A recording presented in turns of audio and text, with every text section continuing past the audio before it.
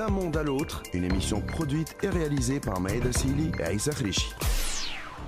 Chers auditeurs, bonjour et bienvenue sur RTCI. Vous écoutez D'un monde à l'autre. Nous sommes ravis de vous accompagner aujourd'hui dans un voyage culinaire. C'est un voyage qui vous emmènera du nord au sud de la Tunisie à la découverte ou la redécouverte de la cuisine tunisienne, authentique et moderne. Et comme vous allez le voir et le sentir, c'est une cuisine de soleil et de senteur. D'un monde à l'autre. À la fois méditerranéenne, africaine et orientale, la cuisine tunisienne est riche et élaborée, avec de nombreuses spécialités variant selon la région et le groupe ethnique d'origine. Ce patrimoine gastronomique possède tous les arguments pour occuper une place de choix dans le répertoire des cuisines du monde. Et pourtant, il n'arrive pas à s'exporter et nos plats traditionnels, pourtant raffinés et d'une grande qualité, demeurent presque inconnus à l'échelle internationale. La littérature culinaire est certainement un important ambassadeur de cet art, de ce savoir-faire et cette gastronomie fine et raffinée. Aujourd'hui, nous vous proposons justement deux livres. Le livre La Sofra de Zainab Karak, qui est sans conteste le classique des classiques en matière de recettes traditionnelles tunisiennes, et le livre Saveurs de mon pays de Rafiq Tletli, lauréat du Grand Prix de l'Académie nationale de cuisine dans la catégorie Cuisine du monde. L'invité de ce numéro est aussi l'auteur de plusieurs ouvrages. Souhair Benjmea, chercheur en art culinaire, sera avec nous dans quelques instants. Et puis nous vous emmènerons dans les coulisses de l'association Saveurs de mon pays qui nous a invités à un atelier de formation autour du thème du barkoukesh, un plat traditionnel tunisien. Mais nous commençons tout de suite avec ce portrait d'une femme qui, à sa manière, a lutté pour préserver de l'oubli et de l'abandon les recettes culinaires ancestrales tunisiennes. Zainab Karak est l'auteur du livre La Sofra. C'est un livre qui réunit toutes les recettes de la cuisine tunisienne traditionnelle. Il est vite devenu une référence aussi bien pour les professionnels que pour les amateurs de cuisine tunisienne. Portrait. Un bon café turc. Chez Madame Zainab Karak, l'hospitalité s'écrit avec un grand H. Pas étonnant de la part d'une grande dame qui toute sa vie a aimé recevoir, cuisiner et faire plaisir à sa famille, ses amis, ses enfants et ses arrière-petits-enfants.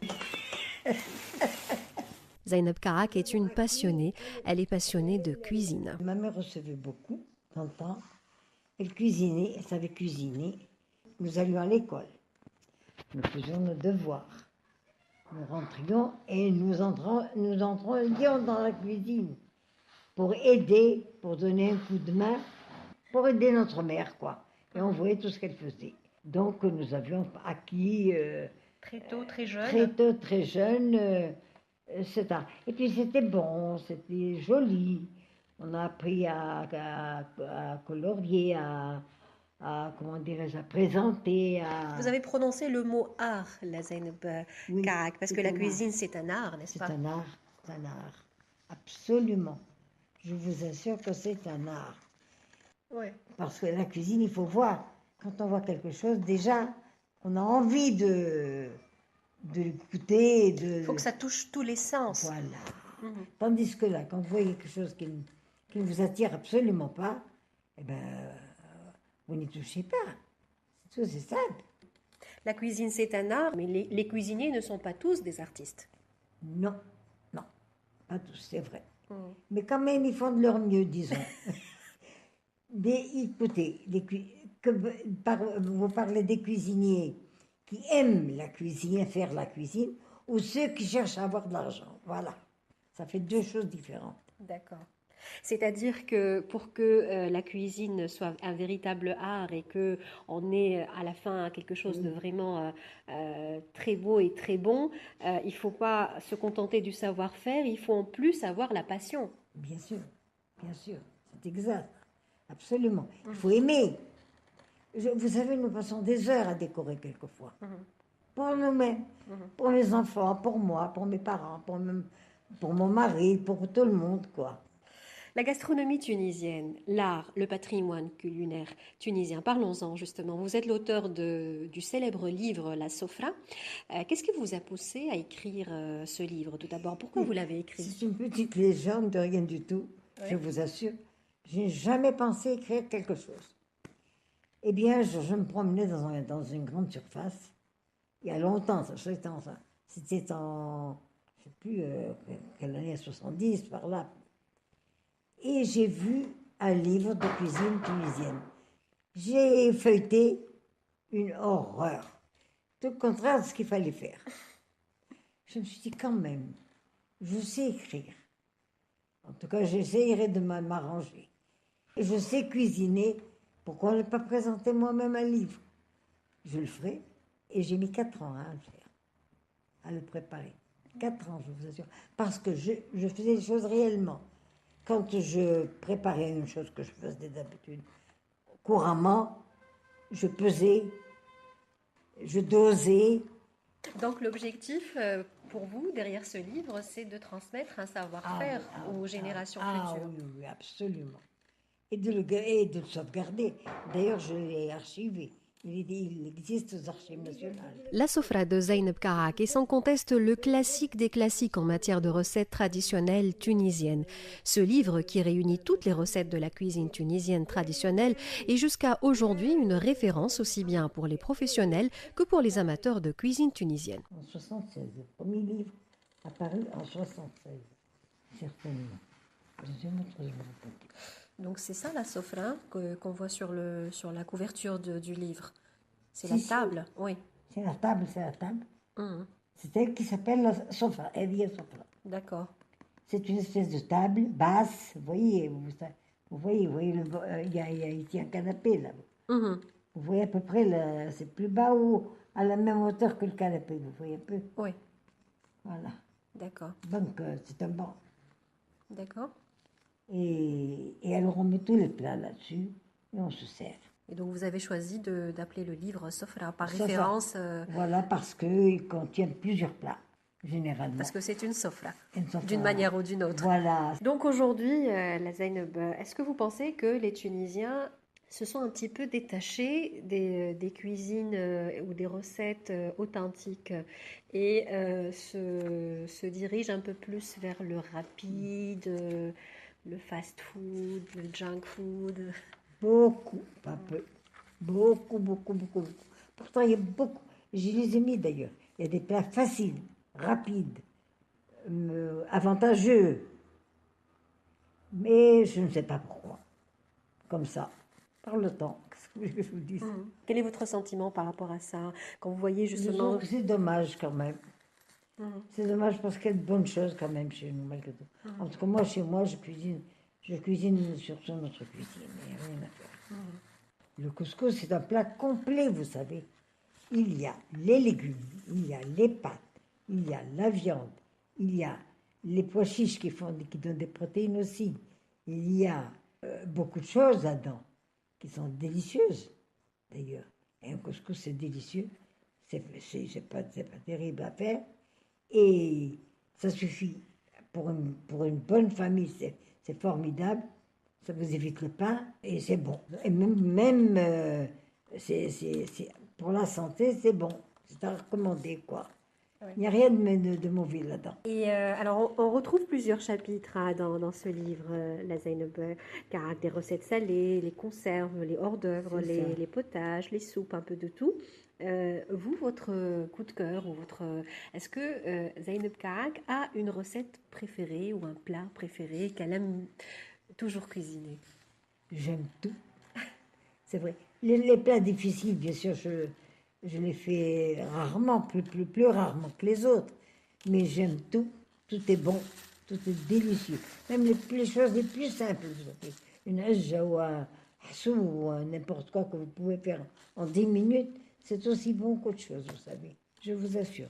Ou un plat cuisiné, archi cuisiné. Il y a des plats qui sont presque plus connus maintenant. Par exemple, la hachour. Personne ne connaît la hachour. C'est très, très, très, très rare. Et pourtant, c'est un plat délicieux. C'est une sucrerie, pardon. Mais difficile à faire d'abord. Et c'est un plat qu'on fait à la hachour, justement. Pour Zeynep Karak, la cuisine est un art. Et c'est avec fierté qu'elle nous montre les photos et les différentes éditions de son livre. Je vous assure, c'est un art. C'est un art de pouvoir faire les tatouages dans la fosse de route. C'est un bijou. C'est vraiment Formidable, formidable. Mon livre, bien sûr, je n'ai jamais écrit, surtout des choses spéciales comme ça. Et je me suis inspirée d'un livre français de Madame Ginette Mathieu. Regardez. Oh, il est vrai que j'aime beaucoup la cuisine. Et c'est avec le sourire et le rire, mais aussi avec beaucoup de nostalgie que nous avons pris congé de Madame Zeynep Karak, qui nous a parlé d'une cuisine d'émotion, un art de relation qui donne goût à la vie. La vie continue. Et la vie continue. Yes.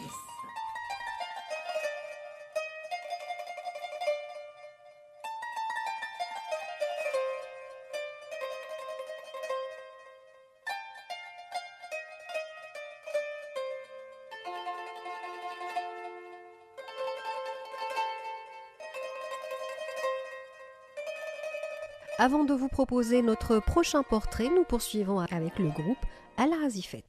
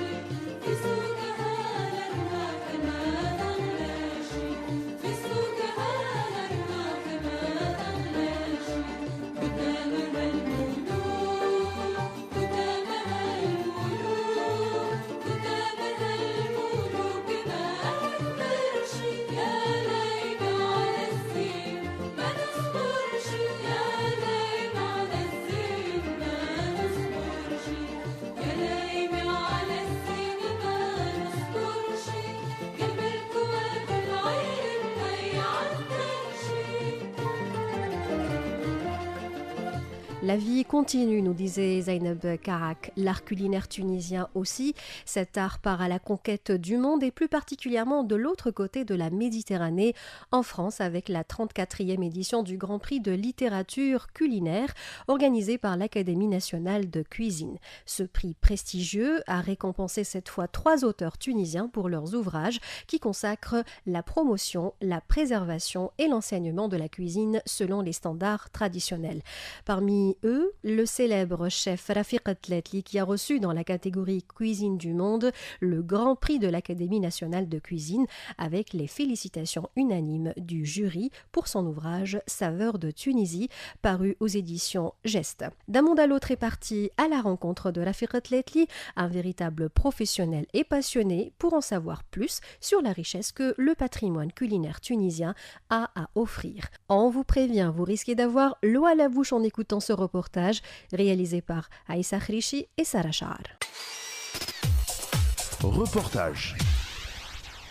J'aime bien satisfaire les papilles des personnes. Disons que de faire quelque chose de bon et de qualité. Lui, c'est Rafiq Tletli. Il est chef cuisinier de formation, mais c'est surtout un passionné de l'art culinaire.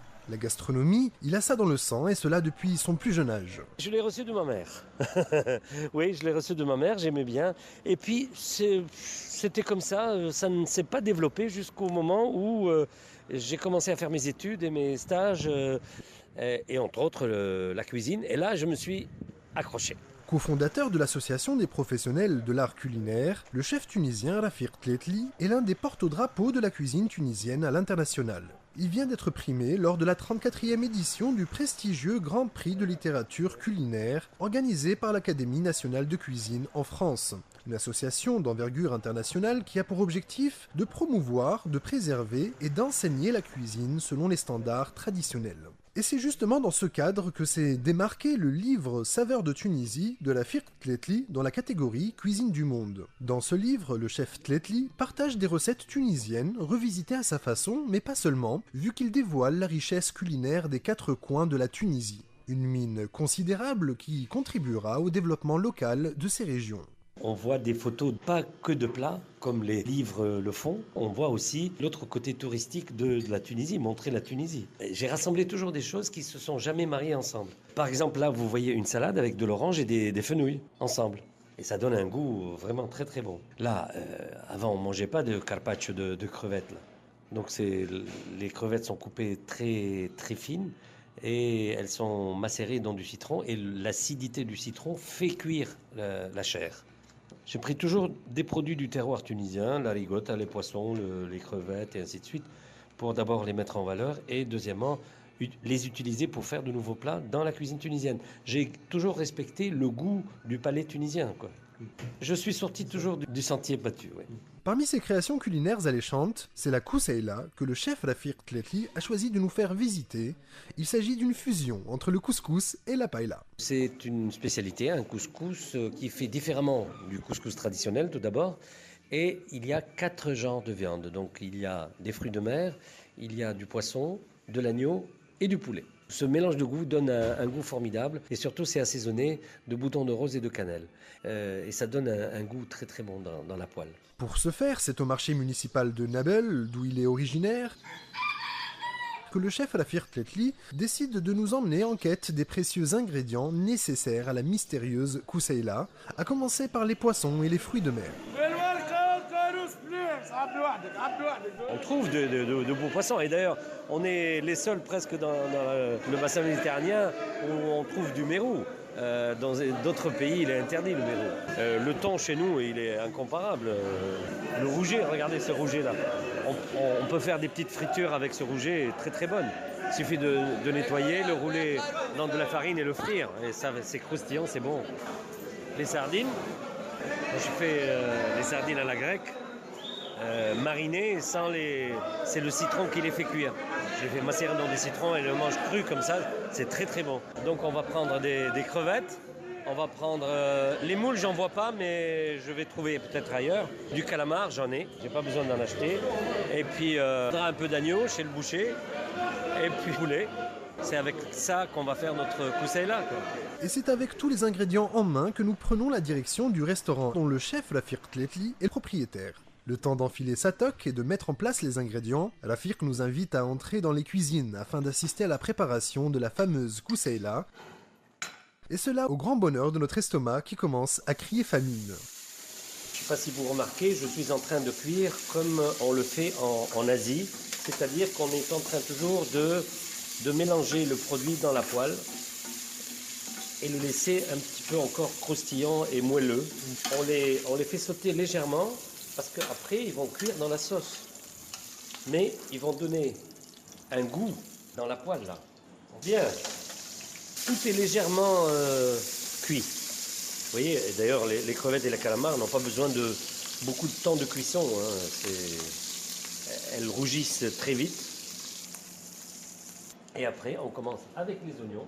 Pour que les poivrons restent craquants, on ajoute les tomates, ce beau mélange qu'il y a.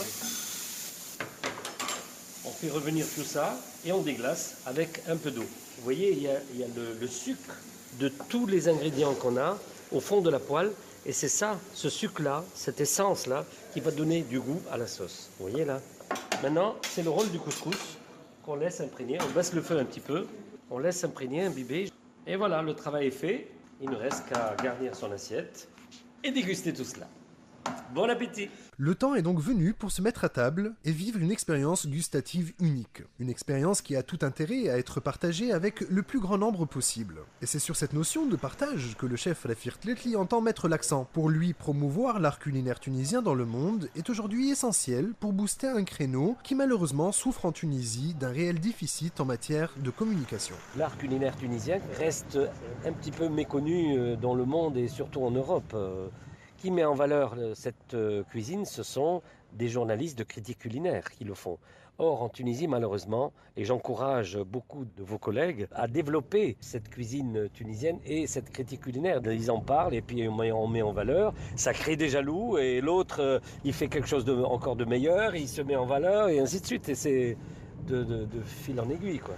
Autant dire qu'il y a encore du pain sur la planche pour donner à la cuisine tunisienne la place qu'elle mérite dans le monde. Ce prestigieux prix que la Firtletli vient de remporter est d'ailleurs un pas en avant vers la réalisation de cet objectif. On a vécu plusieurs civilisations et à travers ces civilisations, cette cuisine tunisienne est devenue très variée, beaucoup plus que d'autres pays de l'Afrique du Nord. On ne peut nier que grâce à la richesse de son patrimoine culinaire, la Tunisie est bien placée pour s'imposer en tant que référence de la cuisine méditerranéenne. Et après cette escapade gourmande, nous recevons notre invité. L'invité. Notre invité cette semaine est Zouhair Benjmea, chercheur en art culinaire, auteur de plusieurs ouvrages culinaires. Bonjour. Bonjour.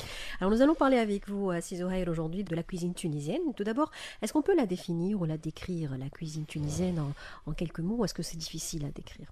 Bon, c'est difficile, non, mais c'est une cuisine qui a la chance de pouvoir nous raconter quelques milliers d'années d'histoire. Et nous avons comme ça plusieurs civilisations qui se sont un peu brassées dans notre pays, qui nous ont laissé beaucoup de traces et le résultat est tout simplement magnifique. Absolument, magnifique et riche aussi, puisqu'on a des recettes héritées de plusieurs civilisations, effectivement. Alors nous avons des recettes berbères, arabes, ottomanes, puniques, romaines aussi. Ouais, donc oui, donc ça remonte quand même à des milliers d'années. Elle est très riche, mais alors la Tunisie, c'est effectivement un carrefour de civilisation et ça se reflète dans notre cuisine et dans nos recettes. Oui, puisque d'abord, notre cuisine, elle a toujours été basée sur deux éléments essentiels. Ce sont les céréales. Nous sommes un pays de céréales. Il ne faut pas oublier que nous étions le grenier de Rome. Oui. Et puis, un pays d'olives et d'oliviers et d'huile d'olive. Et ça aussi, c'est quelque chose de... Il faut surtout, quand on remonte un peu loin, ça c'était quelque chose de basique au niveau de l'art culinaire. Donc, c'était très important. C'est toujours le cas aussi. Absolument. D'où d'ailleurs notre privilège, si je puis dire, d'avoir vécu cette époque, enfin de la vivre encore aujourd'hui, cette influence berbère. Qui nous a quand même amené du couscous, entre autres, très, très mondialement connu, mais toutes les dérivées de la semoule, quoi. Les borrol, les mhammas, tout ça, c'est autant de choix et de richesses et de variétés culinaires qui pèsent lourd aujourd'hui, mais que malheureusement... Il va falloir réapprendre ou apprendre à les emballer un peu mieux que ce que nous faisons, c'est tout. Mais sinon, on a une cuisine très très riche. Alors on va en parler justement de ce côté esthétique et le stylisme culinaire. Le stylisme culinaire. Ouais. Mais tout d'abord par rapport à cette consommation de céréales et d'huile d'olive, est-ce que ces deux ingrédients de base, si je peux dire, occupent toujours la même place aujourd'hui chez le Tunisien ou est-ce que ça a changé au fil des ans ? Je ne pense pas. Bon, ça commence à changer, malheureusement, je vais vous dire pourquoi, mais dans l'absolu, je dirais que ça fait partie de notre culture. Et je ne crois pas que ça disparaisse un jour. On reste toujours fidèle. Le seul problème aujourd'hui, c'est que le couscous, on le mange le dimanche en famille, quand on arrive à réunir la famille, ce qui n'est pas toujours évident aujourd'hui, de moins en moins, du moins. Mais ce que je déplore, c'est la jeunesse d'aujourd'hui qui est un peu... perdu dans la malbouffe qui fait très mal et qui va faire très mal et qui va peser très lourd, même dans notre budget santé, parce que vous savez qu'aujourd'hui, il se trouve que je sois très actif dans le domaine de la santé, puisque je préside une association 20 millions de consommateurs qui ne s'occupe que de santé. Et la moitié de notre budget santé, aujourd'hui, il va vers deux maladies que sont le diabète et l'hypertension. Eh bien, ces deux maladies proviennent essentiellement de la mauvaise nutrition et du manque d'activité physique. Et nous avons aujourd'hui, malheureusement, des statistiques, je ne veux pas être trop pessimiste, mais nous avons des statistiques inquiétantes au niveau des jeunes, et plus grave encore depuis quelques années au niveau des bébés. Vous savez que, je vous donne un chiffre simple, en 2006, les enfants entre 5 et 6 ans, c'est très précis. Oui. Nous avions 6% d'obèses. En 2012, ils sont passés à 11,6%, presque le double. Le double, ouais. Et 80% de ces enfants, d'après les scientifiques, les médecins, malheureusement, 80% d'un bébé de 5 ans qui est obèse a peu de chances de s'en sortir, c'est-à-dire de quitter cette obésité. C'est malheureusement le cas.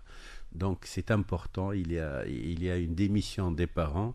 Et puis il y a une négligence généralisée comme ça dans notre culture. On ne fait pas attention aux détails, on ne fait pas attention aux ingrédients qui composent les produits qu'on mange. On n'a pas cette culture de consommateur éveillé, ce consommateur éduqué, si je puis dire, qui fasse attention à ce qu'il mange, qui calcule ses calories, qui ne se prive pas, mais qui, quand il fait un excès par ici, il essaye de le limiter d'un autre côté. Tout ça, nous n'avons pas.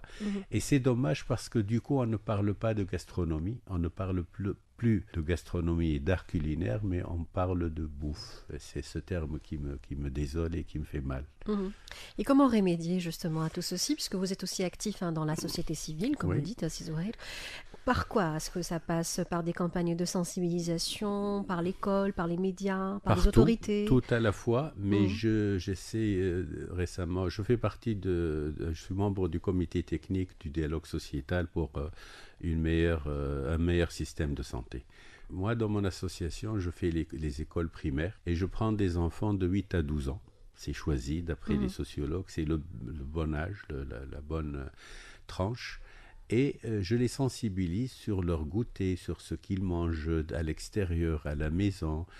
Et quand j'engage cette dynamique de groupe, cette animation, je découvre en fait des enfants extrêmement attentifs, intelligents et ils s'intéressent. Et ça donne de bons résultats. Maintenant, cela me confirme une chose, c'est que si on introduisait à l'école primaire des notions de nutrition, de santé, je peux vous assurer que ça pourrait sauver toute la génération. Bon, moi je ne dis pas tant pis pour les autres, mais il sera plus facile après de s'occuper des autres en étant tranquille pour les générations futures. Aujourd'hui, il y a un courant et il est de plus en plus fort. Il est question d'arrêter une hémorragie. Il est question d'arrêter un fléau. Il est question d'arrêter une tendance, une mode qui est néfaste. On consomme aujourd'hui, sans le savoir, à 90%, beaucoup d'huile de palme. Et tout le monde sait que l'huile de palme est cancérigène. Et cette huile de palme, elle plaît aux industriels non seulement par son prix, mais aussi parce qu'elle donne de la structure aux produits, comme les biscuits, tout ça. C'est important parce que l'huile de palme, elle devient dense presque à la température ambiante. Elle n'a pas besoin d'aller au frigo. Donc, elle donne une structure à ces produits alimentaires que les industriels cherchent parce qu'elle tient un peu leurs produits. Et ça fait, à la longue, ça fait beaucoup. Et on trouve ça dans presque tous les produits que mangent nos enfants. Presque. À 90%, vous lisez bien. Bon, maintenant, comme on n'a pas une législation, sérieuse au niveau de ça, parce qu'ils n'ont pas eu le temps de s'en occuper, maintenant, on noie un peu le poisson, mais d'huile végétale. Alors que dans d'autres pays, maintenant, on exige de l'industriel de préciser quel type d'huile végétale. L'huile de colza et l'huile de tournesol n'est pas la même que l'huile de palme, par exemple. Alors, pour revenir à la gastronomie, à la cuisine, au patrimoine, parce que nous avons un patrimoine culinaire, vous avez parlé du stylisme culinaire. Qu'est-ce que le stylisme culinaire? Le stylisme culinaire, c'est de savoir mettre en valeur la même recette. Nous avons d'excellents plats. Nous avons d'excellents cuisiniers. Nous avons d'excellentes mamans et grand-mères qui font de très très bonnes choses. Et c'est ça le patrimoine. Il est plus difficile d'avoir un patrimoine varié et de qualité comme le nôtre que de faire l'emballage de ce patrimoine. Le stylisme, c'est l'emballage. Présenter la même chose sous deux formes différentes va changer du tout au tout. Parce que n'oubliez pas que le jugement, dans l'être humain, c'est d'abord et avant tout ses yeux. Oui. Ce sont les yeux qui commencent à acheter le produit, à le vouloir, à le désirer. Après, généralement, c'est le nez. C'est comme on est créé, parce qu'il y a des saveurs, des odeurs qui sortent. Combien de fois il vous est arrivé de rentrer quelque part et d'avoir une odeur, vous dites, j'ai envie de... Vous reconnaissez le plat d'après l'odeur. Oui. C'est le cas de la mloria, par exemple, mais il n'y a pas que ça. Il y a Mhm. plein de plats. Vous pouvez me bander les yeux, vous m'amenez une vraie recette de quelque chose, je vous dis ce que c'est. Et ce n'est qu'à la fin que le palais joue le rôle.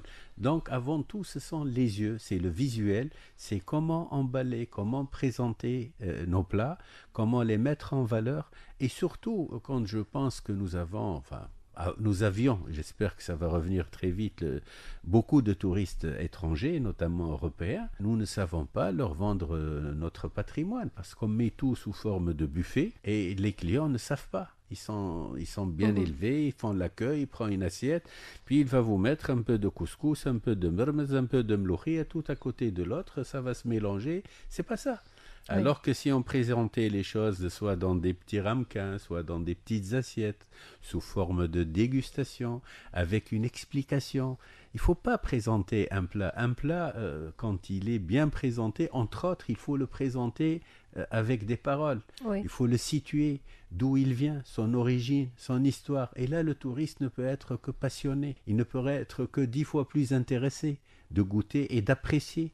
Parce qu'il mange et il ne sait même pas d'où ça vient, de quelle époque, alors que nous avons, comme vous l'avez dit au tout début de cette émission, nous avons de tout. Nous avons du romain, de l'andalou, du berbère, évidemment. Il n'y a que les Turcs qui n'ont pas réussi à nous imposer une cuisine parce qu'ils n'ont pas une vraie gastronomie, si je puis dire. Et le riz n'a jamais marché. Les briques quand même, hein, et les Oui, baklava. oui, j'ai dit, ils ne nous ont pas laissé plus que ça comme trace. Par exemple, les Turcs ont vécu quand même un bon moment chez nous.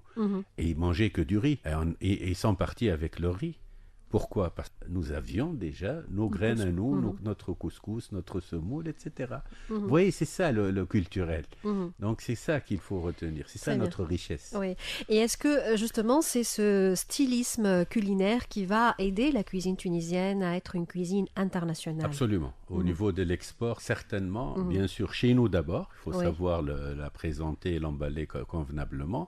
Mais même à l'étranger, nous avons besoin d'avoir des restaurants tunisiens bien faits qui entrent dans le cadre de ce qu'on appelle aujourd'hui la nouvelle cuisine, c'est-à-dire mettre cette dose de stylisme et de classe et de finition pour que ça soit bien exporté. Est-ce que vous pensez que dans les régions, ce patrimoine culinaire est bien sauvegardé ou est-ce qu'il tend à disparaître quand vous allez dans les régions en Tunisie? Je au dirais, sud? non, il est bien gardé, même plus gardé dans les régions que dans les grandes villes, par exemple.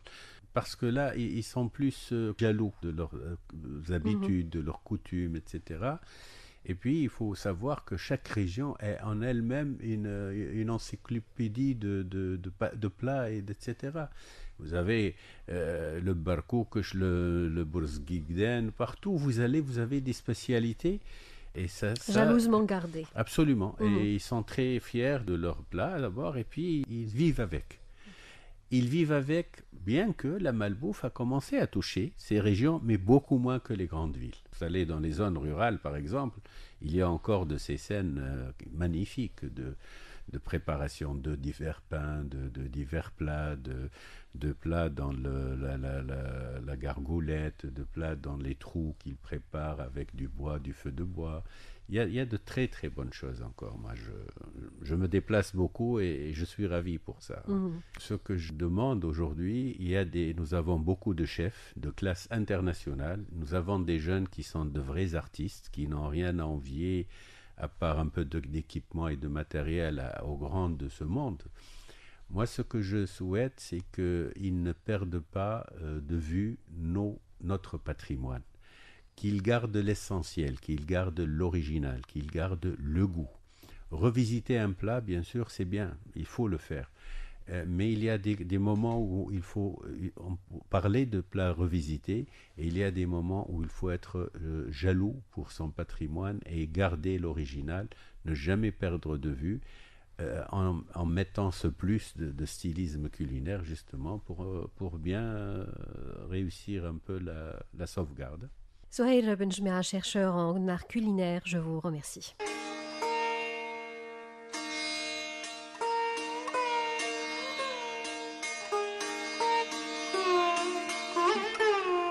On poursuit avec une chanteuse de la région de Gafsa parce que juste après, nous allons vous proposer le barkoukesh de Gafsa, un plat de fête dans cette région du sud-ouest de la Tunisie. Je ne vous en dis pas plus, je vous laisse avec Zohra Lajnef.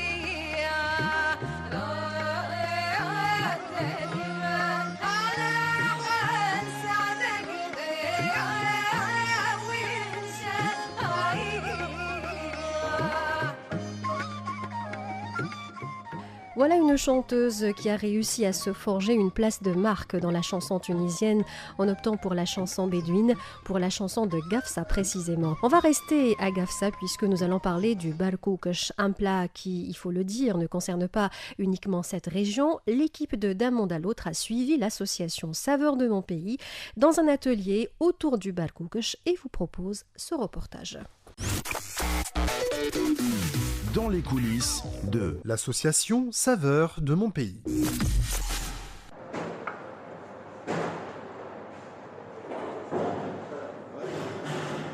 Ils sont une dizaine à peu près à se réunir ce dimanche 14 janvier. Des représentants de l'association Saveurs de mon pays et de l'association des maîtres des saveurs et gastronomes de Tunisie. Des chefs et des amateurs se sont donné rendez-vous pour travailler sur le thème du barkoukesh, un plat tunisien qu'on retrouve dans plusieurs régions de la Tunisie et qui sera le thème autour duquel s'articuleront les actions des deux associations en 2018. Latifa Khairi est la présidente de l'association Saveurs de mon pays. Depuis 2012, elle s'investit dans l'identité culinaire et multiplie les initiatives dans toute la Tunisie pour promouvoir les plats traditionnels tunisiens. Son objectif est surtout de faire connaître nos produits locaux et les rendre compétitifs à l'échelle internationale. Donc on a créé l'association Maîtres des saveurs et gastronomes de Tunisie en janvier 2014. Cette association a pu, grâce à un travail qui a été effectué par moi-même et chef Nabil Rokbeni et d'autres membres de l'association, elle a pu obtenir la représentation de la Tunisie dans le WACS. Le WACS, c'est le World Association of Chef Society. On a eu pas mal de reconnaissance internationale. Donc, on a pu dire que le patrimoine culinaire, il peut être compétitif sur le niveau international. Très bien. En 2018, les deux associations, elles prennent une nouvelle direction. C'est la formation. Cette formation, elle cible pour commencer de transmettre les recettes qui ont été collectées par l'association Saveurs de mon pays, de les transmettre au chef de l'association Maîtres des saveurs et gastronomes de Tunisie. On va impliquer les hôtels qui peuvent demain présenter ces recettes dans leur carte. Vous allez voir tout à l'heure dans l'atelier que c'est pas évident déjà les produits du terroir pour les collecter, pour les trouver, c'est pas évident. Oui. Il y a pas mal de produits qui sont méconnus à l'œil nu déjà quand on regarde. ouais. On connaît le fermès là. Ça, par exemple, c'est quoi? Ça c'est le fermès, c'est un produit. Ça c'est l'abricot vert. Il est cueilli de l'arbre vert et il est séché de cette façon. Et on l'utilise dans pas mal de recettes. En fait, au début, quand on est en contact pour la première fois avec ce produit, on ne le comprend pas très bien. C'est quoi ce produit? En fait, ça, c'est le produit qui utilisaient nos ancêtres au lieu de la tomate. C'est ça qui donne un arrière-goût acide au plat. Et donc, aujourd'hui, vous allez voir, on va utiliser, c'est une recette pas réellement authentique. Parce que du moment qu'il y ait Le concentré de tomate, qui est un produit récent dans la cuisine tunisienne, comme tout le monde le sait. Donc, ce n'est plus authentique. Mais nous, on ne veut pas aussi enlever tout l'aspect moderne de la cuisine tunisienne. On veut travailler sur l'authentique et aussi c'est-à-dire le goût, banaliser le goût pour les Tunisiens. Pour cette année, donc, vous allez essayer de vulgariser certaines recettes authentiques tunisiennes et faire en sorte qu'elles soient présentées sur les cartes des différents restaurants et des hôtels en Tunisie. Pour cet atelier, vous avez choisi le balkoukesh. Oui. Pourquoi le balkoukesh? En fait, nous, chaque année, on choisit des thèmes pour le national et l'international. 2012, 13, 14, on a travaillé sur un thème qui s'appelait le balkoukesh de Garça. On a fait la promotion grandiose, pas mal de restaurants ils étaient impliqués. On a participé avec ça à Dubaï. Pas mal d'articles ils ont été écrits, mais aujourd'hui, le résultat réel qu'on espérait n'a pas été efficace. C'est-à-dire, on ne trouve pas aujourd'hui le balkoukesh dans tous les restaurants. On ne va pas dire dans toutes, au moins dans 5 restaurants du Grand Tunis. Et c'est pour ça qu'on a repris un produit sur lequel on a bien travaillé durant 3 ans. Aujourd'hui, on a choisi 2 recettes seulement du balkoukesh. Le balkoukesh du nord-ouest n'est pas présent, le balkoukesh de Guebes n'est pas présent, le balkoukesh de Touzer n'est pas présent. Donc déjà, on a voulu faire un lien, parce que les gens, tellement on a travaillé sur le balkoukesh de Garça, les gens ont cru qu'il y a un seul balkoukesh qui est de Garça. Mais en fait, il y a plusieurs balkoukesh, beaucoup de balkoukesh dans toutes les régions. Et on s'est lancé cette année pour promouvoir balkoukesh avec 2 recettes pour commencer. Après, on va voir, on va continuer sur ce thème et on va voir le résultat qu'il va donner dans les concours internationaux. Cette année, 2018, on s'est lancé déjà sur l'étape formation, passation. On veut transmettre le savoir-faire aux autres chefs et on cible réellement les chefs, on cible les jeunes qui sont en formation. Le balkoukesh tunisien est un plat d'une grande originalité. On le trouve aussi bien au sud comme au nord de la Tunisie. Chef Nabil Rokbeni est le président de l'association Maîtres des saveurs et gastronomes de Tunisie. Le thème, c'est qu'on a choisi une appellation. Donc la dénomination, elle est la même, balkoukesh. Mais vous allez voir qu'il y a plusieurs recettes qui sont proposées sous l'appellation balkoukesh du nord au sud. Voilà. Qui n'ont pas nécessairement les mêmes ingrédients? Qui n'ont pas les mêmes ingrédients, ni de base, ni de finition.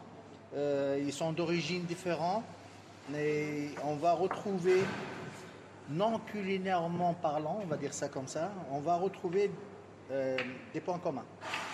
Ça veut dire, si je prends l'exemple du berkouch du Caban, qui est très connu, la recette qu'on va présenter, c'est le berkouch de Dar Chaben. C'est un petit village très connu par ses pierres de taille, côté de Nabel. Berkouch Dar Chaben, eh ben, il est fait avec du sorgho, le drap. C'est un plat de saison, ça veut dire c'est un plat hivernal, principalement pendant ou juste après la cueillette des olives, avec l'huile vierge comme on le faisait dans le temps que les Tunisiens adorent appeler le dour. Et puis avec les légumes de saison, donc moi hier j'étais au marché et j'ai ramené ce que j'ai trouvé. Ça veut dire on n'a pas fait un banc de commande chez un fournisseur. Non, on était juste au marché. Et on a trouvé des navets, des carottes, on a trouvé on appelle ça les choux berbères. C'est pas les choux verts un peu connue en Europe. Ça, c'est une variété très, très méditerranéenne. Elle est très saisonnière. Donc, on a de la chance de la retrouver. Voilà, donc, ce qui est sympathique, c'est que cette recette, comme je vous ai dit, elle est faite avec du sorgho. La façon de mélanger le sorgho à une levure liquide, ça veut dire c'est comme si on fait un pain. Mais la levure, elle ne sera pas épaisse, elle sera liquide. Et ça sera mélangé avec le sorgho, cette levure, avant de faire cuire le sorgho qui sera transformé sous forme de graines. Sans le couscoussier, sans le tamis avec lequel on fait le couscous. Et l'appellation berkouch, c'est de revenir à l'origine du sens du mot berkouch. Ça veut dire rendre en grain. Ou bien c'est l'action de rendre une semoule sous forme de grain. En fait, on va faire... Le verbe n'existe pas, mais on va l'utiliser, d'accord? Donc, on va berkoucher le sorgho avec cette levure d'orge. Voilà. Ce berkouch du Caban, de Dar Chaben précisément, est-ce que c'est une recette qui n'existe nulle part ailleurs? Déjà, au Caban, ma dernière mise à jour, elle remonte à 10 jours. J'ai essayé de trouver, on essaye tout le temps, c'est une recherche qui n'arrête pas, mais... Il y a 10 jours en arrière, je demandais un berkouch qui est cuisiné chaud avec des légumes et du qadid. Ben, il n'y a que quelques-uns encore à Dar Chaben qui le reconnaissent. Ça veut dire même à Dar Chaben, ça commence petit à petit à disparaître. Pourtant, c'est une matière qui est très très riche. Vous savez, le Caban, il est très connu par ses... excusez-moi, je travaille en même temps. Oui. Donc, il est très connu par sa graine de sorgho.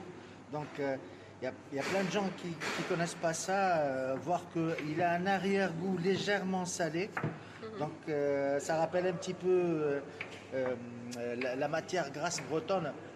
En France, elle est légèrement salée, c'est comme l'agneau, il est présalé, c'est l'influence de la mer.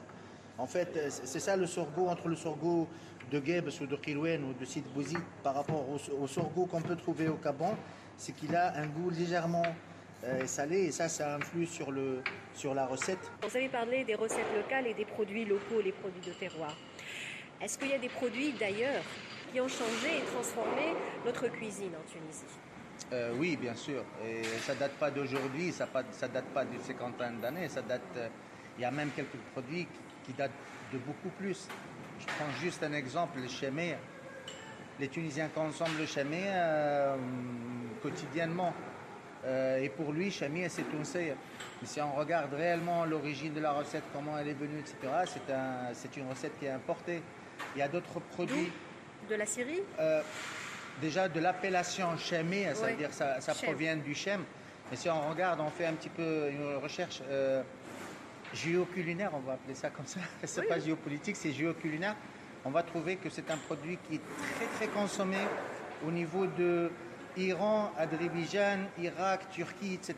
Et probablement avec l'histoire de la propagation de l'Empire romain, etc. Il y a plein de recettes qui ont migré avec. Vous voyez, donc on ne peut pas dire qu'il y a une cuisine tunisienne qui est exclue du monde, de l'histoire. On est un pays de 3000 ans. Chef Nabil Rokbeni se mobilise à travers son association pour la valorisation et la sauvegarde du patrimoine culinaire traditionnel. Si on se met dans la tête qu'on est la dernière ligne défensive, tu as le patrimoine, tu vas voir ce qu'on pourra faire. c'est une attitude personnelle. Si nous, professionnels, on est convaincus qu'on est la dernière ligne défensive de notre patrimoine, on peut faire des miracles.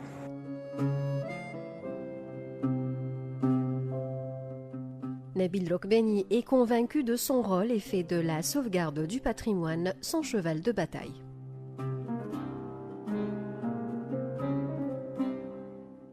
Non loin, Zied Belgesem, originaire de Gafsa, prépare avec beaucoup de passion aussi le barkoukoch de cette région du sud-ouest de la Tunisie. Une recette hivernale préparée avec 7 viandes. Elle est à la base de graines de blé, roulées et séchées. Les graines sont cuites d'abord à la vapeur, comme un couscous. Ensuite, elles sont arrosées d'un bouillon sauce composé, entre autres, d'huile d'olive, de tomates et de légumes. Il y a une variété de légumes. On peut utiliser la courgette, des carottes, des choux, l'épinard, le céleri. D'accord. Il y a aussi des pois chiches et des fèves, des lentilles, des féculents. C'est cocu comme plat. Bien sûr, cocu, ouais. Énergétique. Énergétique, ouais. Oui. Sucroni dans la zone de Gafsa. Donc c'est un plat d'hiver que vous préparez pendant l'hiver. Et je crois savoir qu'il y a une particularité par rapport à ce barkoukoch. On dit qu'à Gafsa, on prépare un barkoukoch avec 7 viandes. Oui, c'est sûr. Ouais. Les 7 viandes sont l'agneau, bœuf, aussi que le poulet, le volaille, poulet, caille, perdrix. Aussi qu'on peut utiliser le poulpe fraîche et séché. Aussi les gibiers comme le lapin, les lièvres. Et ensuite, on peut utiliser le ouzef. Alors parlez-nous justement de ce ouzef parce que je vois une sorte de petits poissons séchés. Oui. Ça c'est très particulier aussi. Oui, le ouzef, ce sont des petits poissons séchés. C'est de l'anchois? Oui. Une sorte d'anchois, oui. Très connu dans la zone de Gabès et aussi Djerba. Ce ouzef qu'on va utiliser aujourd'hui, c'est une spécialité de terroir de Tegermès. D'accord, très bien. C'est vraiment un produit de terroir très particulier dans la région de Tegermès à Djerba. Oui. Donc vous allez nous gâter aujourd'hui. Bien sûr.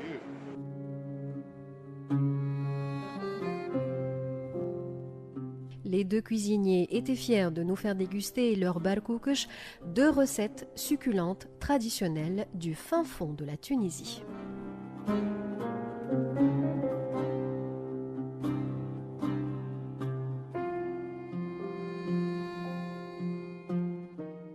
D'un monde à l'autre.